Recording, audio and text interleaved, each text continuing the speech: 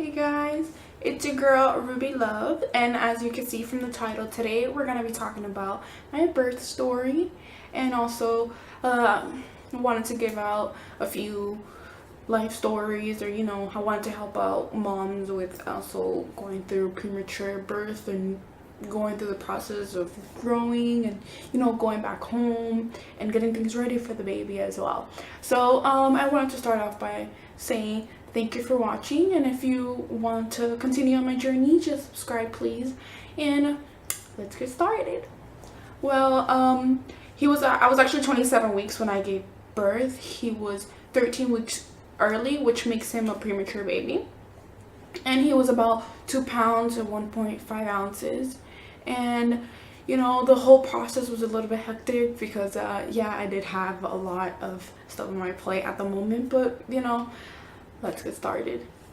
So actually I was on my way home and everything because I wanted to go home to my mom and to see her and everything. So I went home for about, I went 3 days early before my husband did. And yeah, me and my mom was shopping, everything, going for the baby shower because the baby shower was first, and then I had my graduation to attend to as well. So baby shower went great, everybody was there, I was feeling perfect, nothing wrong, nothing was going on, and I'm just very grateful for everybody who came to see me and support me and my husband, and I really appreciate it. So then yeah, after the baby shower, a day after that, I had my graduation. Everything was fine, no pains, nothing. He was acting fine, kicking like always.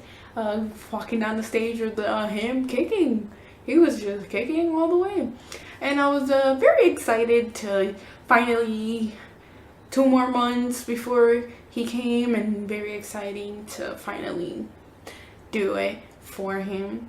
And so yeah, me and my husband came back home, 14-hour drive. I was perfect, it was comfortable, nothing wrong. So the next morning I do my morning routine, regular day, and I actually went to the bathroom and my mucus plug just came out, and I was very nervous to see that, because you would think that some women mucus plug come out early, and then that's normal because the baby stays, but sometimes obviously that means you're going into labor or your water will break later on. So then I started having pains every 7 minutes, every 4 minutes, and then every 2 minutes, and I was very nervous because these pains I do have, but they weren't this constantly. So we were very nervous. We drove down to the hospital. I called the hospital and everything went great so far. And then I was 4 centimeters, and they were like, well, you're going into labor. We can't do anything about it. You're too far in. So then they transferred me to a room and everything. And 4 hours after the 4 centimeter, it was 4 centimeters. 2 hours after that, it was 6 centimeters. 2 more hours after that, I was pushing. So yeah, he came in the sack. He was actually inside the sack. It was pretty cool. My husband's yet to saw it, but as soon as he was halfway out, the sack just exploded everywhere. You see water gushing everywhere, water inside the doctor's mouth. It was pretty funny, but I didn't have time to laugh at that at the moment. But yeah, he got out, everybody was there, like about 50 people inside the room. It was crazy. And yeah, well, they they put the breathing tube on him. They had to check his heart rate, put all the monitors on him as soon as possible. I did not get to see him until like 20 minutes after birth. The worst part was them pushing on your stomach to get all the blood follicles out. The worst part. And well, yeah, well, after that, he had to get transferred, obviously, because not every hospital has a specific NICU for babies this young. Usually they're 32 and up, or if not, the best ones are 23 weeks and up. So then he had to get transferred, and I was gonna get transferred as well, but there was an ambulance on the way, and I gave birth when they just got there, so that was already too late. But yeah, and he came in early, and as soon as I got out, 4 hours after birth, I got out as well. Same day. I was actually very surprised that they let me out, 4 hours afterwards, because some women would usually stay maybe 2 to 3 days.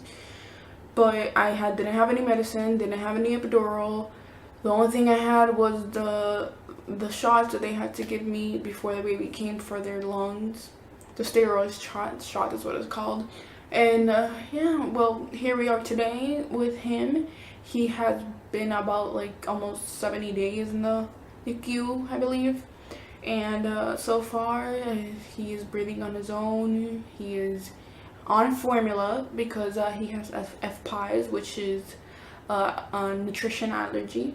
So he is not currently drinking my breast milk because my breast milk had too much nutrients in it for him to digest. I mean, either way, he's not supposed to be eating at this gestation, but things happen for a reason, and I'm glad it happened earlier than ever. So right now he's doing perfectly fine. He loves it. He's feeling perfect. And I'm very glad to see him and almost coming home. He's not home yet, but we'll be seeing the nursery soon. I will be showing you guys all about how I'm going to decorate it and everything. A little hint, it'll be Winnie the Pooh. And later on, we're going to see what's going to happen. Hopefully, fingers crossed soon. But I just wanted to tell my story out there, to tell the premature moms and they're going through it, to not be worried. You're not alone, because it feels very lonely not knowing that this is a situation that's not very common and known about, because it doesn't happen all the time. So I just wanted to help whoever is out there willing to see, and please subscribe if you want to continue on my journey, and we'll see what happens. Hi.